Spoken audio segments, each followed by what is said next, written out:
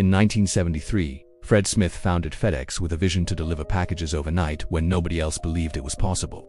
By 1974, the company was 3 weeks away from bankruptcy with only $5,000 left in the bank account.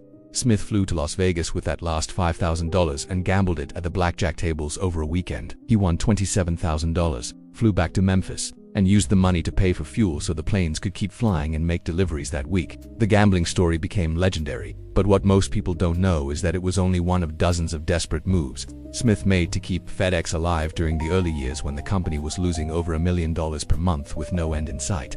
This is the story of how Fred Smith bet everything on an idea everyone said would fail, nearly lost it all multiple times, and built FedEx into a company that generates over $90 billion in annual revenue today. If you want to understand how companies survive when they're weeks from death, subscribe to SnapOldBusiness now. Let's get into how FedEx went from gambling in Vegas to dominating overnight delivery worldwide. Fred Smith grew up in Memphis, Tennessee in a wealthy family. His father founded Greyhound bus lines in the South and died when Fred was only 4 years old. Smith inherited significant wealth but also a drive to build something of his own that matched his father's success. At Yale University in 1965, Smith wrote an economics paper proposing a new kind of delivery system designed specifically for transporting time-sensitive items, like medicine and electronics, overnight. The paper argued that existing cargo airlines and trucking companies were too slow and unreliable for urgent shipments that businesses needed immediately. The professor gave him a C on the paper. The idea seemed impractical and economically unviable. Why would anyone pay premium prices for overnight delivery when regular mail worked fine for most purposes and costs almost nothing in comparison? Smith disagreed completely. He believed businesses would pay significantly more for guaranteed overnight delivery of critical items. After graduating and serving in the Marines during Vietnam, he decided to turn the paper into a real company despite the skepticism from everyone he talked to about the concept. In 1971, Smith purchased controlling interest in Arkansas Aviation Sales, a struggling aircraft maintenance company. He used this as the foundation to build Federal Express, later shortened to FedEx. The plan was revolutionary: create a hub-and-spoke system where all packages flew to Memphis every night, got sorted and flew out to their destinations before morning. Smith raised $96 million from investors and venture capital firms, an enormous amount for a startup at the time. He also invested $11 million of his own inheritance. The company bought a fleet of small jets and began operations in April 1973 with service to 25 cities across America. The first night of operations was a disaster that foreshadowed years of struggle ahead. FedEx delivered only 186 packages total. The company had projected much higher volume. Revenue was far below costs. The losses were immediately catastrophic and unsustainable without dramatic changes to the business model or operations. The fundamental problem was volume. FedEx needed thousands of packages per night to make the economics work profitably. But businesses were not using the service yet because they didn't trust a new, unproven company with urgent deliveries.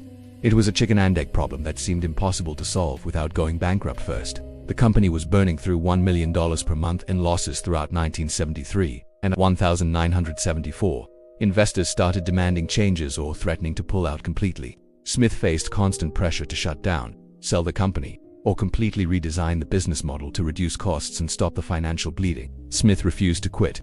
He believed the concept was sound and that businesses would eventually adopt overnight delivery once they understood the value proposition. He just needed to survive long enough for customer adoption to reach critical mass where the business became profitable and self-sustaining without constant emergency fundraising. By late 1974, FedEx was in crisis mode. The company had $5,000 left in the bank account. Fuel suppliers were threatening to cut off service if bills weren't paid immediately. Planes couldn't fly without fuel. If the plane stopped flying, the company would collapse within days and everything would be lost permanently. Smith needed cash desperately. He had tried everything legitimate: more investors, bank loans, selling assets, negotiating payment delays with suppliers. Nothing had worked. The company was out of conventional options. Then Smith made a decision that became one of the most famous gambles in business history. He took the last $5,000 from the company bank account, flew to Las Vegas, and spent the weekend gambling at blackjack tables and casinos. This was not a carefully calculated investment strategy. It was pure desperation. If he lost, the company died anyway. If he won, maybe he could buy a few more days of survival. Smith won $27,000 over that weekend gambling in Vegas. He flew back to Memphis on Monday with the cash and immediately used it to pay fuel suppliers so the planes could keep flying and making deliveries. The company survived another week because of blackjack winnings from a desperate casino gambling trip. When investors and board members found out what Smith had done, they were furious. Gambling company funds at casinos was reckless, potentially illegal, and completely irresponsible for a CEO managing other people's money. Smith didn't care. He had kept the company alive. That's all that mattered to him at that moment in time. The Vegas gamble bought time, but it didn't solve the fundamental problem of too little revenue and too much cost. FedEx continued losing massive amounts of money throughout 1975 and 1976. Smith had to keep finding creative ways to raise cash, delay creditors, and convince investors not to shut everything down and cut their losses. Smith mortgaged his house. He borrowed against his inheritance. He convinced family members to loan him money. He negotiated extensions with aircraft manufacturers and fuel suppliers. He did whatever it took to keep the planes flying another day, another week, another month, while desperately hoping customer volume would eventually increase to profitable levels. In 1975, FedEx got a critical break. The Civil Aeronautics Board deregulated the air cargo industry, allowing companies to use larger planes without government approval.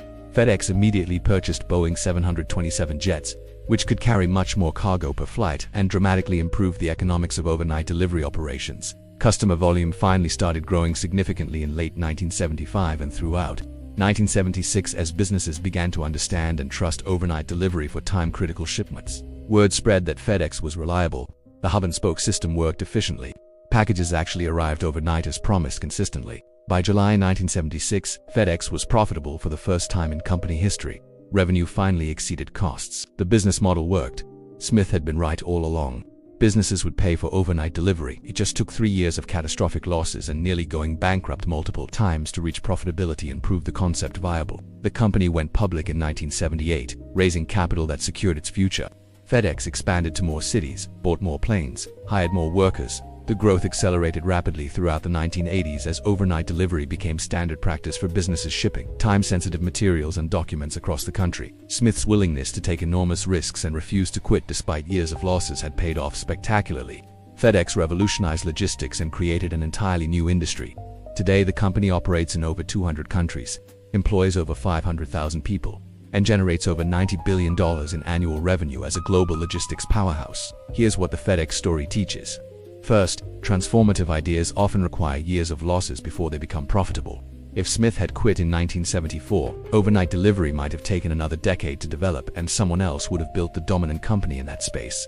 Second, belief in your vision matters more than conventional wisdom from skeptics and critics. Everyone told Smith overnight delivery wouldn't work economically. The Yale professor gave him a C. Investors demanded he quit. He ignored all of them and kept building until the market proved him right and them wrong. Third, desperation breeds creativity. The Vegas gambling trip was insane and irresponsible by normal business standards, but normal business standards would have let FedEx die. Sometimes survival requires doing things that look reckless or crazy to outsiders who aren't facing the same life or death pressure and constraints. Next up on SnapOldBusiness, how Southwest Airlines became profitable by turning planes around in 10 minutes. That video is on screen now. Subscribe if this was worth your time. See you in the next one.